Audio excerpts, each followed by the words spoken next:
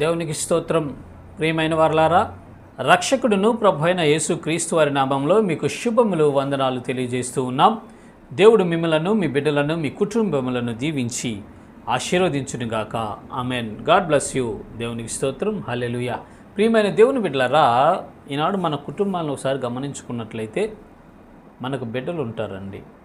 ఆ బిడ్డలకు ఏమేమి కావాలో ఆ కుటుంబంలో ఉన్నటువంటి తండ్రి అన్నీ చూసుకుంటూ ఉంటారు.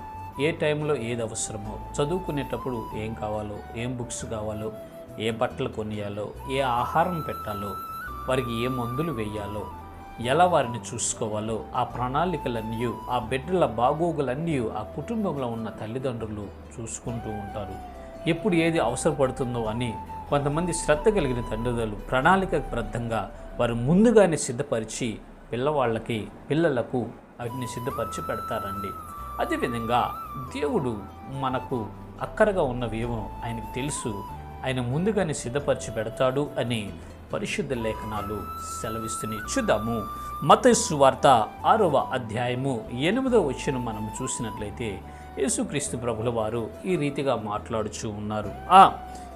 మీరు మీ తండ్రిని అడగక మునిపే మీకు అక్కరగా ఉన్నవేవో ఆయనకు తెలియను. దేవునికి స్తోత్రం. హల్లెలూయా. ప్రియమైన దేవుని బిడ్డలారా, మనము మన తండ్రిని అడగక మునిపే మనకి ఏమేమి అక్కర్లు ఉంటాయో ఆయనకు తెలుసు అంటండి. ఆయనకు తెలుసు అంట. మనము గర్భములో పిండమనే రూపుదిద్దించిన వాడే ఆయన. గర్భముల నుంచి బయటకు తీసుకొచ్చింది ఆయన. మనకు జీవమును, ప్రాణమును, ఊపిరిని దయచేసింది ఆయన. మనకు ఆయుష్ని ఇస్తుంది ఆయన. మనల్ని బ్రతికిస్తుంది మన దేవుడు. మనల్ని పోషిస్తుంది ఆయన. మనల్ని సంరక్షిస్తుంది మన దేవుడు. ఏ టైంలో ఏమి కావాలో, ఎప్పుడు ఏది అవసరమవుతుందో ఆయనకు బాగా తెలుసు అంటండి. మనకు ఏమి అక్కర వస్తుందో కూడా ఆయనకు తెలుసు అని పరిశుద్ధ లేఖనాలు సెలవిస్తున్నాయి. ప్రియమైన దేవుని బిడ్డ, ఓ సహోదరుడా, సహోదరి, నీవెందుకు చింతిస్తూ ఉన్నావు? నీవెందుకు ఆలోచిస్తూ ఉన్నావు? నీవెందుకు దాని గురించి మదన పడుతున్నావు? నీవెందుకు ఆ విషయం గురించి డిప్రెషన్లోకి వెళ్తున్నావు? సహోదరుడా, సహోదరి, దయచేసి గమనించు. నీకు అక్కరగా ఉన్నవేవో నీ తండ్రికి తెలియను, మన దేవునికి తెలుసండి. నీకు ఉద్యోగంలో ఆ పోస్టింగ్ కావాలని ఆయనకు తెలుసు. నీ కుటుంబంలో ఈ అవసరం తీరాలని ఆయనకు తెలుసు. నీ బిడ్డలకు వివాహం వయసు వచ్చిందని, వారికి వివాహాలు జరిగింప చేయాలని దేవునికి తెలుసు. నీ ఒంట్లో అనారోగ్యం ఉన్నదని, అది నిన్ను బాగా బాధిస్తూ ఉందని, నిన్ను బాగా వేదనకు గురి చేస్తుందని ఆయనకు తెలుసు. నీకు అక్కరగా ఏమున్నదో ఆయనకు తెలుసు అండి. రేపు నీకేమి కావాలో, 1 సంవత్సరం తర్వాత నీకేం కావాలో, ఎప్పుడు ఏది అవసరం అవుతుందో నీకు అవన్నీ మన దేవునికి తెలుసండి.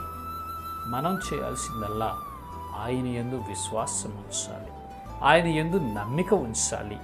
ఆయన చిత్తానుసారంగా మనం ఈ భూలోకంలో జీవించగలిగితే చాలండి. ఇంకేం అవసరంలా. పెద్దగా టెన్షన్ పడాల్సిన పని కూడా లేదు. మన సమస్యలన్నీ ఈ భూ సంబంధమైనవే, చిన్న చిన్నవి. కానీ పరిష్కారం మాత్రం పరలోకం నుండి కలుగుతుంది, దేవుని వద్ద నుంచి వస్తుంది. ప్రియమైన దేవుని బిడ్డలారా, దయచేసి గమనించండి. సొల్యూషన్ లేని సమస్య అంటూ లేదు ఈ లోకంలో. దేవునికి అసాధ్యం అనేది లేదు.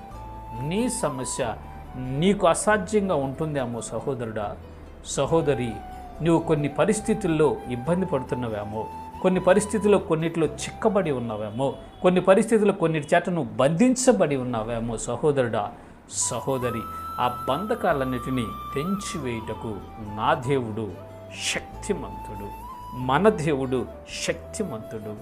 నీకు అది అసాధ్యం, నీ జీవితం అయిపోయింది అనుకున్నావు, ఇక నా చాప్టర్ క్లోజ్ అని నువ్వు అనుకుంటున్నావేమో. అయితే నా దేవునికి సమస్తమును సాధ్యం.